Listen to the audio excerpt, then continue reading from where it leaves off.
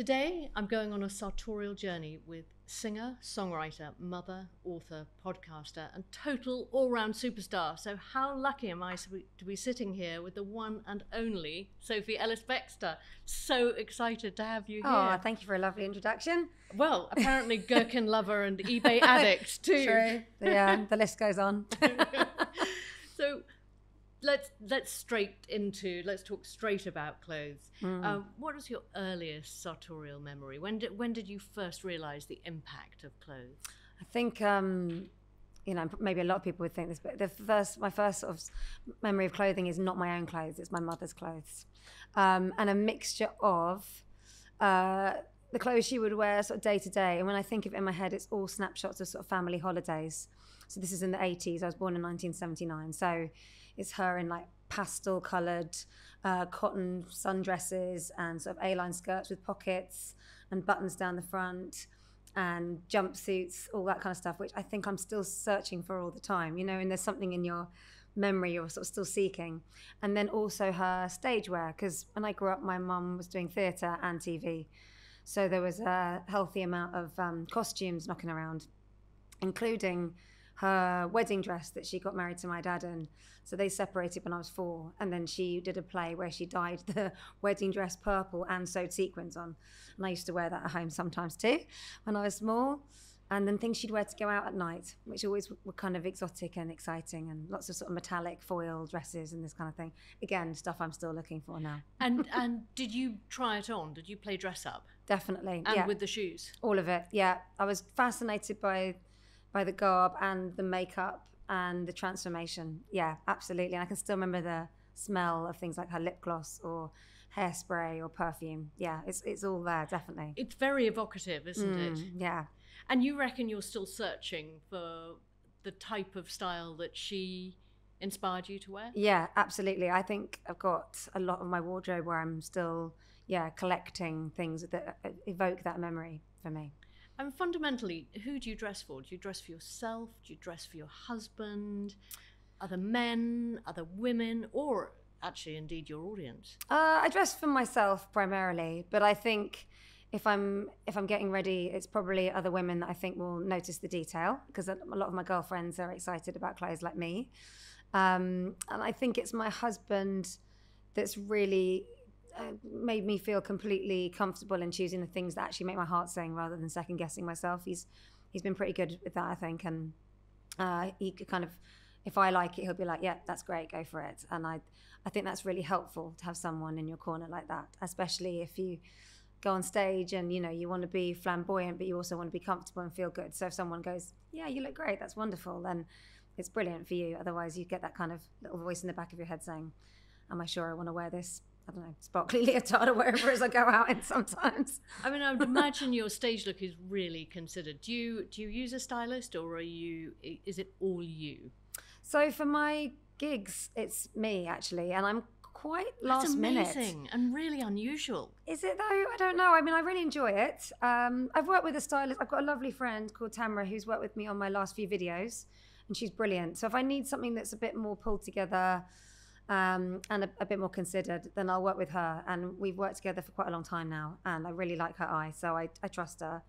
But when it comes to my shows, I really enjoy it, and I'm also quite last minute. I don't like a lot of fuss. I don't use a hair and makeup person when I'm getting ready for a show. I like to do it myself, and I think I need to have ownership of that transformation. And I quite often don't know exactly what I'm going to go with till quite close to the line. So it might be a couple of hours before, and I'll suddenly decide, okay, that's the one. Is it almost part of your pre-show ritual? Very much so, yeah. And I really enjoy it. And same with the makeup. I'll spread it all out, and I'll think, right, what colour eyeshadow, what lipstick, and just really enjoy it. Can you get your own lashes on? Yes, I can, yeah. Oh, wow. That's a girl. Well, lots of practice. And also it's the bit where if anyone's in the room, that's the bit where I can't speak to anyone. Sticking on the lashes or doing my eyeliner. I can speak either side of that. I loved the latex suit that you were wearing in the Hypnotised video. Tell me a bit about the story of that. So that was actually Tamara that introduced me to that stuff, and I'm going to I might have to look it up to find out, to get the name right exactly of the designer, because honestly, the shop she took me to is absolutely beautiful. It's all these latex outfits that are exquisite and just happen to be made out of rubber.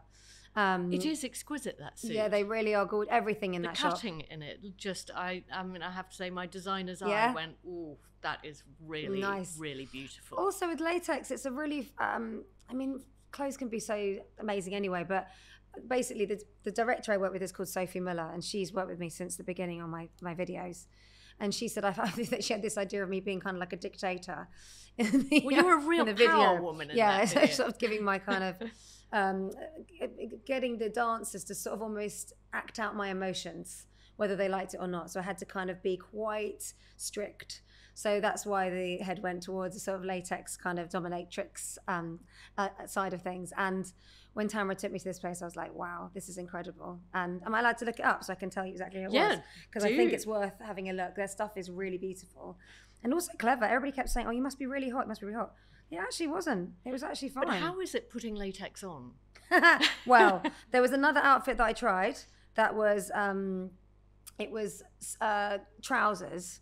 And that was like a 3-man job. And I thought, I'm not doing that on the video shoot. No way. And do you have to do the sort of baby powder and the they did all that roll then, it on? But honestly, for the skirt and the jacket and the bra, just pop it on. Oh, fine. No problem. Fabulous. I'm going to look it up for you because honestly, it's beautiful. The stuff was absolutely beautiful. And do they do everything from suits to long dresses to, because, you know, you can use latex for and lots everything. of Chong Sams, and they'd use some things where the rubber would have like a lace print overlay, and there was even an outfit that they'd done that had been in the V&A, and it was all hand cut, beautiful sort of like doily flowers. Oh, laser cut. Yes, all overlaid, all glued, with an amazing headdress with a sort of plume out the top. Just brilliant. Now tell me. It's called Atsuko Kudo, that's the name. Atsuko Kudo. Yes, and I met her. She was in the shop when I was there. And it's a London-based shop? Yes, yeah. Does it smell? Well, it smells of rubber. You mean Does it? Smell a bit like a balloon? Is it like taking a pair of rubber gloves off and you feel like you need to wash your hands? No, it actually kept. I mean, I was in Glasgow, so it wasn't like super hot anyway. But I kept quite cool. I felt good. I felt empowered. I loved the shape of the had great shoulders, shoulder line, and the frill at the front, and then it kind of really sort of cinched in here, and made then me the feel peplum. powerful. Yeah, it made me feel strong. It's fun. I like that. Fabulous. Do you have a style icon? I think I've got several. I mean, my earliest memories are people like Julie Andrews, both in Sound of Music and in Mary Poppins. So I think the tailoring of Mary Poppins. Yes, I can see that. But then make it out of curtains.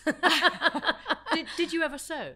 I did a little bit, but not enough to be clever about it. That's actually one of the things I've always meant to do.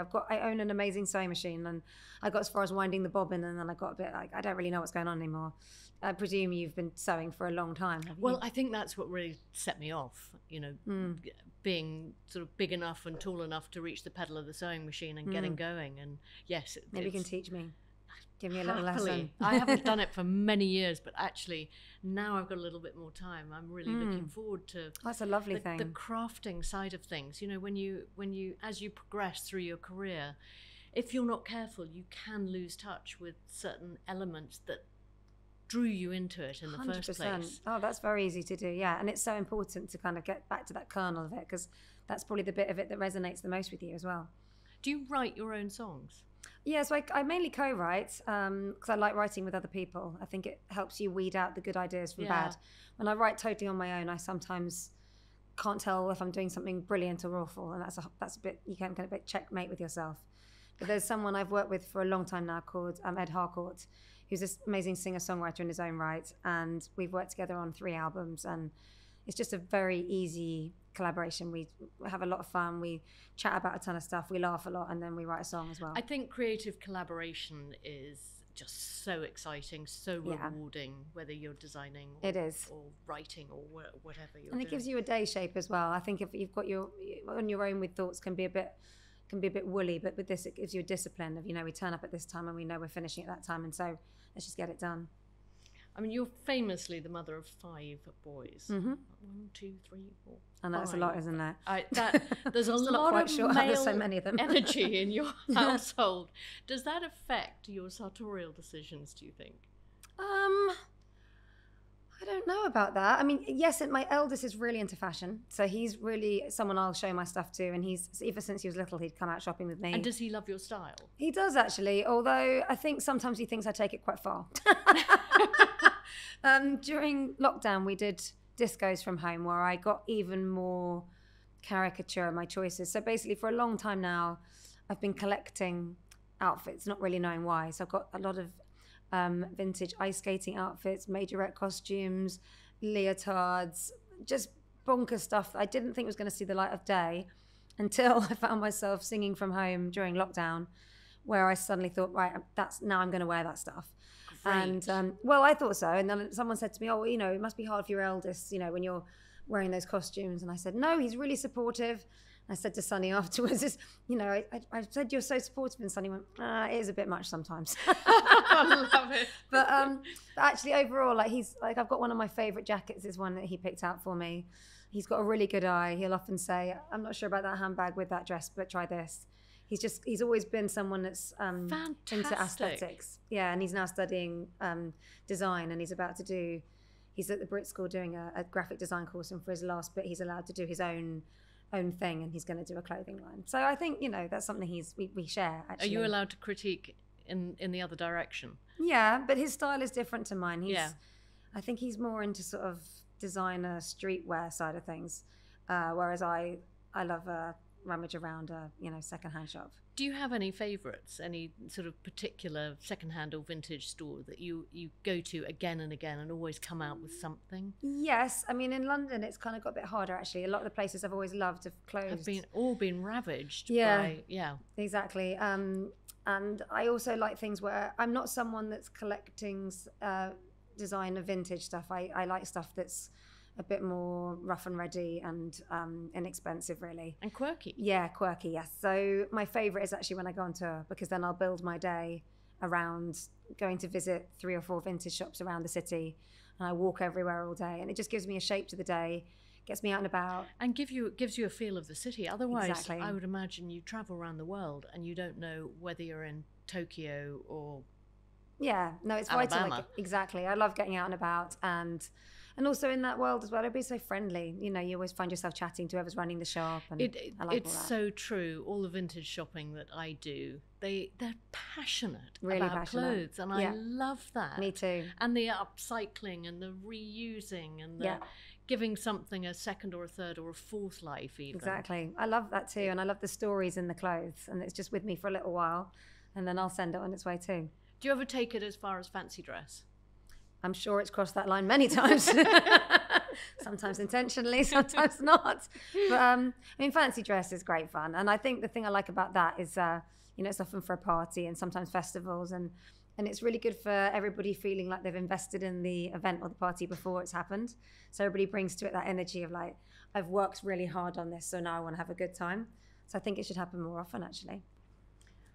Funny one, this. Does your weight or perception of your body affect your choice of what you wear? I think it can't help but do that, really, yes. And I know especially after, well, I've had a few times I felt like that. First time was actually when I was in my first band. And I sort of left school, signed a record deal, went on tour. And suddenly life on the road where you're eating like, I mean, now it's much better when you stop at services, but then it was very much Ginster's pasties and Burger Kings and drinking more, and it was a bit like, it's a sort of equivalent of going to university basically. Yeah.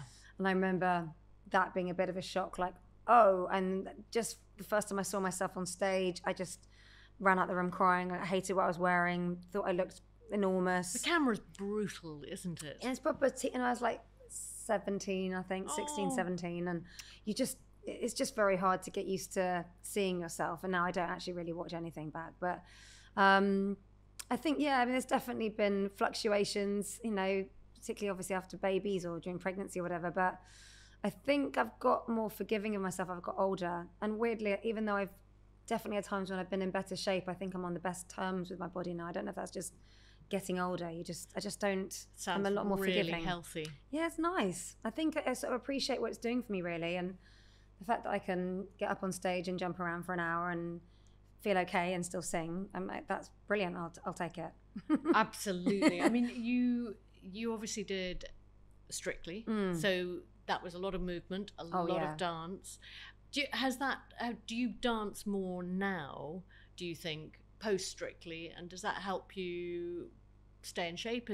What do you do to stay in shape? Yeah, I definitely think the movement on stage is a big part of my sort of fitness, really. And I didn't really appreciate it until lockdown, actually.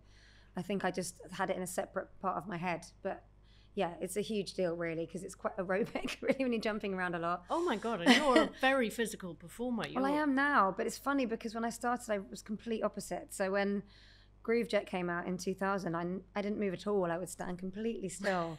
And I think I felt quite self-conscious and awkward. And in fact, I was asked to do Strictly a couple of times before I said yes.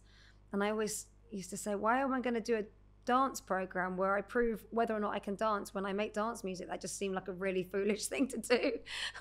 It's better when people don't really know. A really brave thing to do. Well, I think it came at a time when I was ready to flip the script a little bit. I'd just written an album called Wanderlust, which is a very folky album, no dance, no disco. And so musically, I'd already done something that took me away from the norm. And I think I felt like I was ready to do something like that with, you know, the more like public side of things as well. So with Strictly, I just found myself saying, okay, let's do it. And my girlfriends were a big part of my decision making because I have two very good friends from school, and one of them was over, and I said, I've been asked to do Strictly, and her whole body language changed. She was so excited. And I thought, I didn't know you watched it. And she said, I've watched every episode and you're going to love this. And what if you get to Blackpool? And oh my God, you're going to love a quick step. And I was like, oh my goodness, what's happened to my friend? And I basically said yes because of her, that conversation. Amazing. It was quite impulsive. But yeah, I think doing the movement on the show definitely made me even more uninhibited on stage. And it made me realize how things read as well. You know, when you first start using your body to make a point or to, you know, to highlight the drama in what I'm singing, I think I used to be quite small. And I realized with Strictly, big is best, and you can't really take it too big. So now I really use all of me when I do stuff. How wonderful to take that experience and you know, apply it to you know, your work life. I feel very lucky I could do that, actually, because I could see that for some of the contestants, you know, they loved so much of what they were doing, but they couldn't really integrate it into their day job quite as readily. And for me, it was very complimentary in that way. And also one of the costume designers there, she's called Vicky, she's actually the head of costume. And she made for me this beautiful Swarovski encrusted crystallized bikini, not bikini, swimsuit sort of thing, like a leotard. I remember it's beautiful, and I've used it ever since. I've got two of them. I was going to say, did you get to keep it? Well, I bought two. I use them on rotation, and they're a really important part of my kit for my gigs, because you put that underneath like a chiffon overlay. I've seen that. It's wonderful because you just get the little twinkles through. Yeah. Yes, it's less in your face, but it's it's really pretty, and it catches the light, and so that's become a really big part of my stage wear now. Outside stage wear, when you're unsure of the dress code, what would be your go-to look? Oh, well, I think vintage is often a good one because it slightly takes you outside of the equation a little bit.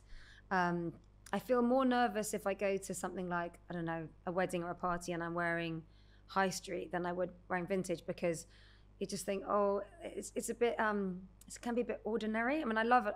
Don't get me wrong. I think British high street is fantastic. It's so democratic and there's so much choice and it's brilliant.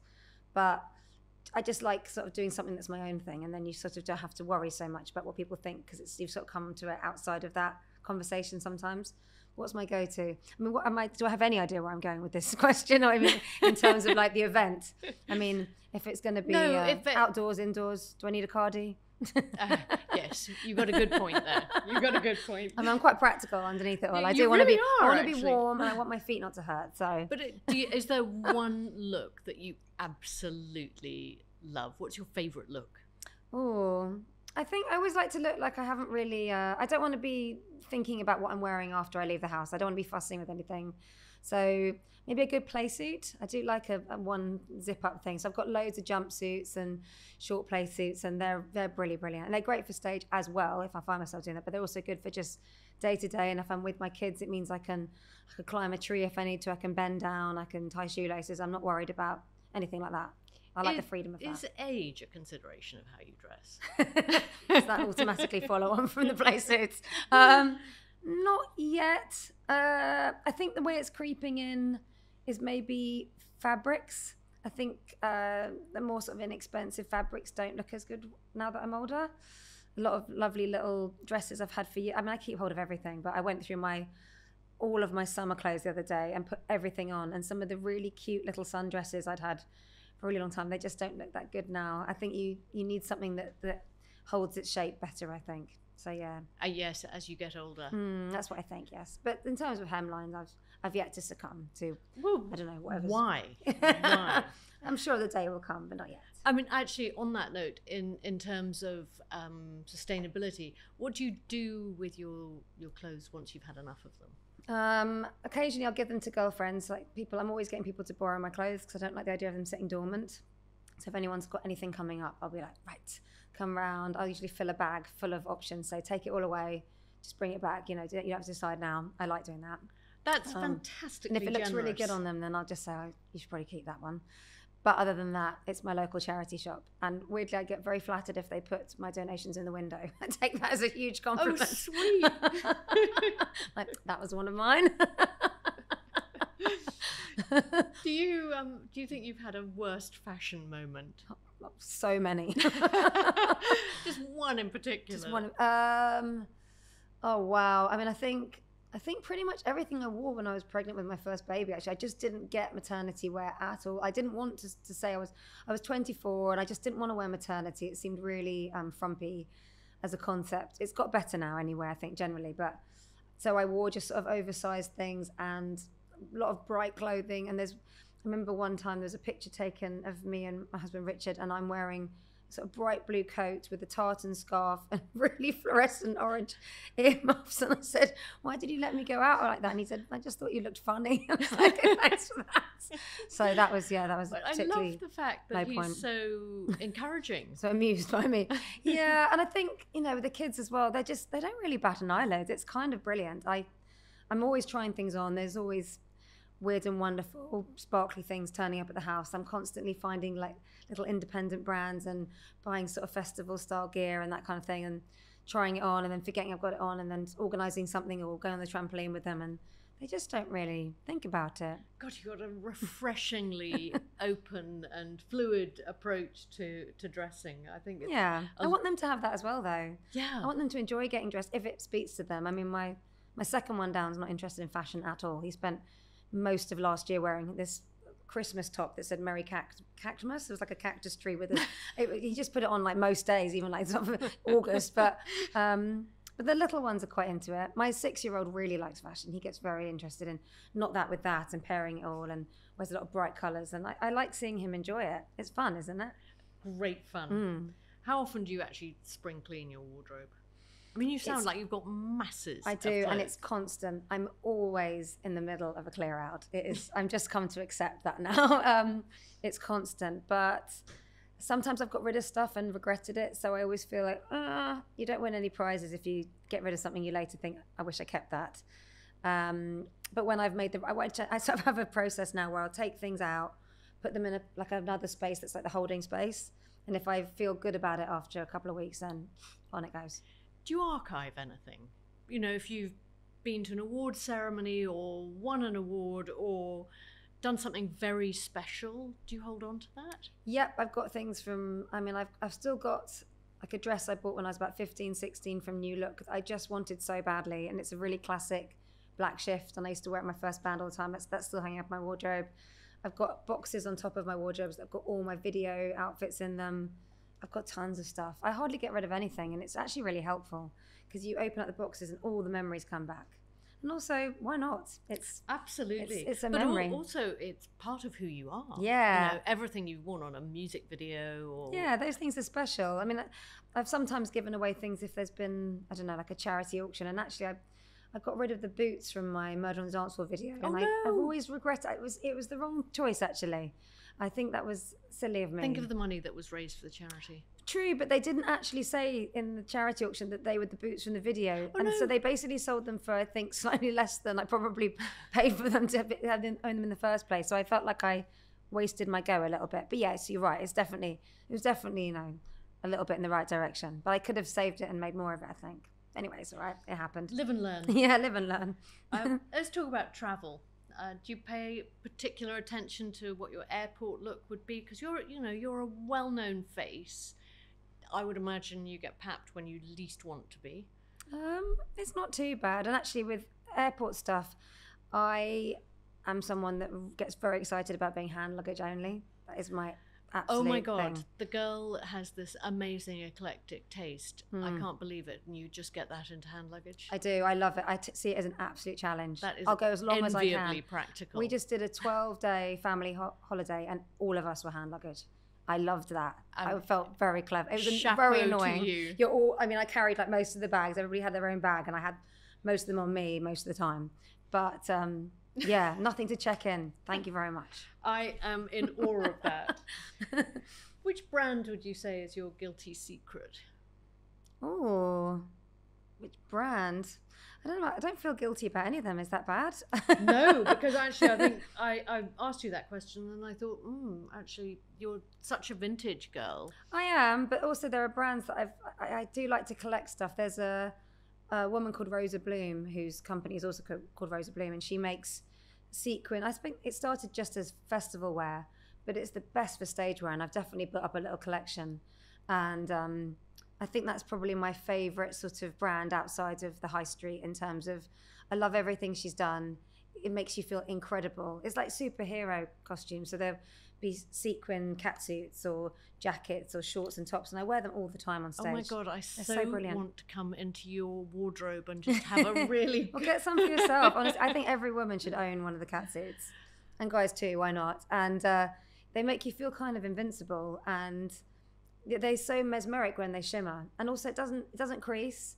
Wipe clean. It's perfect for travel. Oh, fabulous. Get that in your hand luggage. The sustainability credentials of that are probably not enormous, but we'll sort of pass that one by. Well, what about if you keep it forever and ever and use it to death and then pass it on to people? Then I think it's not going anywhere near a bin. That's fine.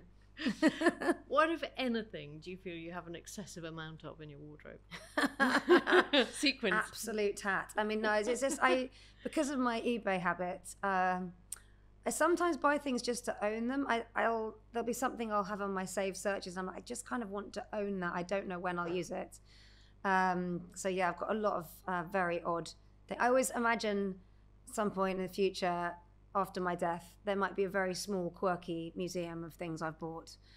People wander around going, why does she have so many of these majorette costumes? And someone else said, I have no idea. I never saw her in one. I don't know why I buy these things. I just like the collection. Talk me through the putting together looks. Do you go into your wardrobe with your phone, put a look on, take a photograph of it, No, or that'd do be you a really see good how idea. you feel?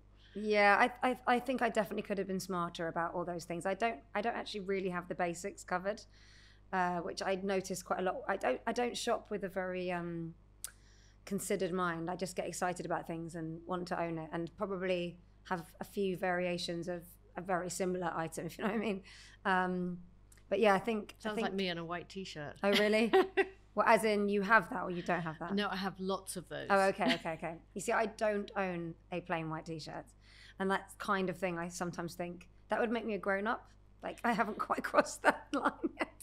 Yeah, but never do it. But it sounds good, and then you've always got the basics covered. And sometimes when I'm about to go out, I'll be like, why do I not own just like a really great pair of trousers or a really, pulled together look? That is something I struggle with. Because that doesn't sound like you to It's me. not, is it? It just isn't. I have to face reality sometimes. So, guilty secret. What's the most expensive item of clothing that you've bought? Well, my most expensive thing I ever bought was also something I never wore. And in a way, it was quite a good lesson for me. It was after I'd had my first success. So it must have been around the time of Groove Jet, maybe after my first album came out, actually. And I used to always go on websites like, Net-a-Porter and all these things when they launched and look at them and think, wow. And I thought, I wonder how it feels to just buy those really expensive dresses. And I bought this black Chloe dress. It was very beautiful, a sweetheart neckline, 2 long ribbons that you sort of crossed over on the bodice, a net skirt. It cost £1,000 and I never wore it out. I don't know why I didn't. Maybe I was worried about it getting damaged or something happening to it. And I thought, right, I've done it now. I know what it feels like to just go in the basket, bought, and they actually stopped me from ever doing that again. Have you still got it? No, I got rid of it years ago because it wasn't being worn. What's the point of that? It still had the labels on it. So I haven't spent over that amount since then, except for my wedding dress. Which was from where?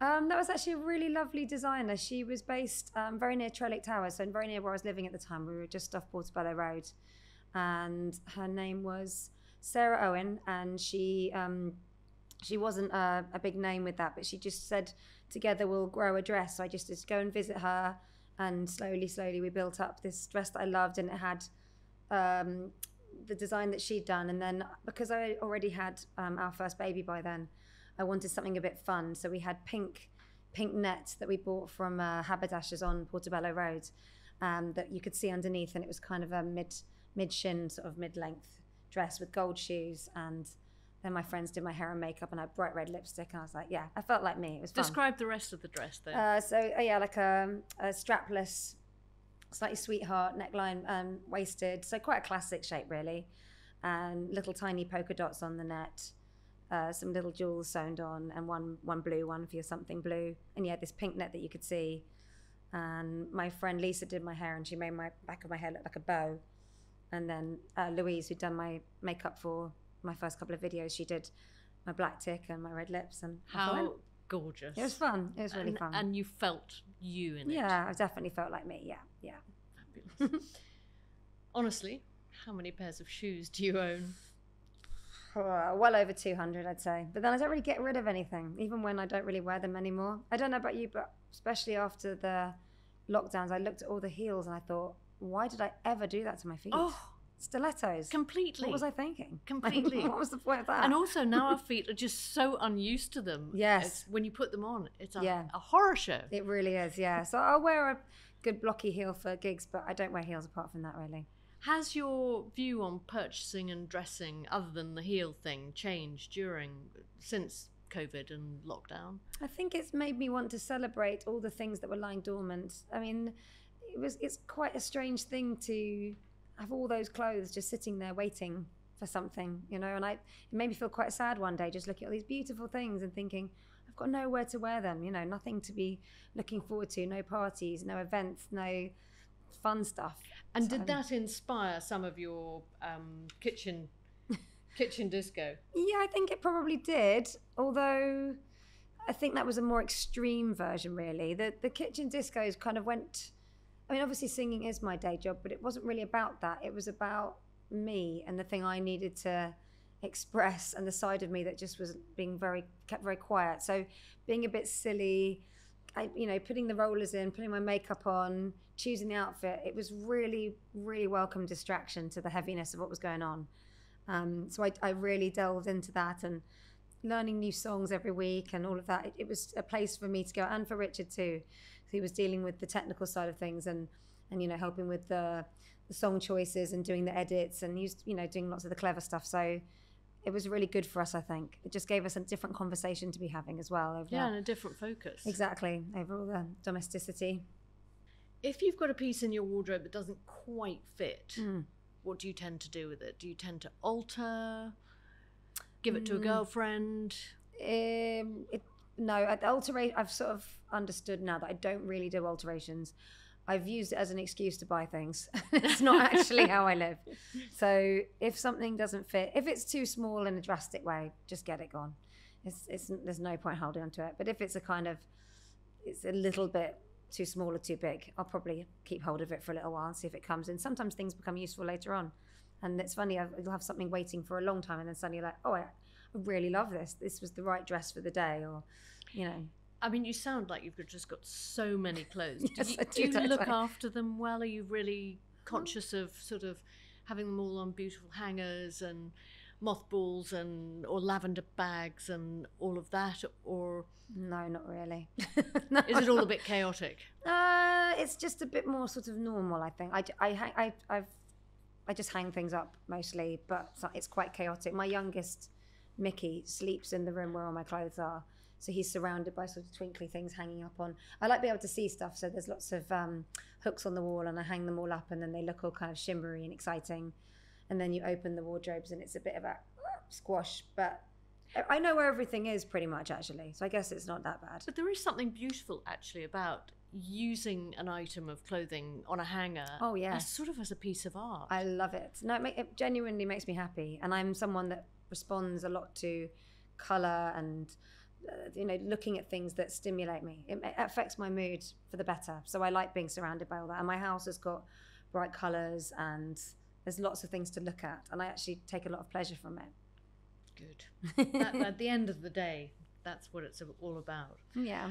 I've got some quick fire questions. Go for it. High end or high street? High street. Bling or bear? Can I have a bit of both, actually? You Maybe can. bling. Let's go bling. I think you're bling. Yeah, there, so aren't do you? I, actually. Minimalism or maximalism? Maximalism. Couture or charity shop? Charity shop. One off or bog off? I think one off, actually. Crocs, cute or puke? I think they're pretty horrible. Have you seen the heeled ones? But then I was talking to someone the other day and she'd bought them. Have you seen them? Yes. Do you own some? No. Yeah, she'd bought the heeled Crocs and then they bought like the things to put in them. And I'm like, I don't get it. I thought the whole thing of it is if you're going to own them, they're just for comfort. Why put a heel on that? I don't get it. So I think we're puking at those. Yeah, they were pretty grim. Sneakers or stilettos? Sneakers. Skinnies or boyfriends or wide legs in terms of jeans? Ooh, I quite like a bit of a flare at the moment, actually. Bodycon or boho? Boho. Sports luxe or rock chick? Rock chick. Glam or grunge? Glam. Red carpet or relax? Relax. Party wear or PJs? Party wear. Trend or style? Style. Colour or monochrome? Colour. Pattern or plain? Pattern. Experimental or uniform? Experimental. Cashmere or cotton? Cotton. Hoarder or editor? I think it's quite pretty clear which one I am. I think we know now. Yeah. Charity shop or resale? Charity shop. Vintage or rental? Vintage. Recycled or upcycled? Recycled. Shapewear or sexy lingerie? I don't really understand. What is shapewear? Is that like stuff that kind of pulls you in and does clever stuff? Yeah. Oh no, the other one. I then. think you're sexy lingerie. Yeah. girl, aren't you? Tights or stockings? Tights, actually. Bikini or one piece? One piece. Beanie or beret? Beret. And finally, Sophie Ellis-Bextor, Mm. one last question at the end of the day. What do you or don't you wear in bed? I wear pajamas. No, I definitely get dressed for bed. Absolutely. It's quite funny, isn't it? Because I do think it's quite quirky, but no, I love a good pajama, please. Girls' pajamas, men's pajamas? Girls' ones, but no, it's funny. I mean, I've got friends that sleep with nothing, and I find that a very unrelaxing idea. Thank you so much for your time. I have loved this conversation. My God, we have just It's a little bit like through therapy, it. to be honest.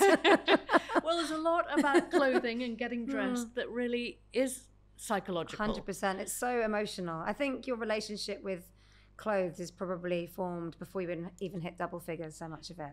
Definitely. And that's what this is all about, is just understanding how it's affected us and when it started to affect us. Yeah, and actually we're lucky because we both know what we like, and I think that's once you've got that bit away, then the rest of it's fun. I call it your style DNA, and sort of finding out who you are sartorially is so important. Really important, yes. And then I celebrate that all the time. Clearly, and I love that. Thank you.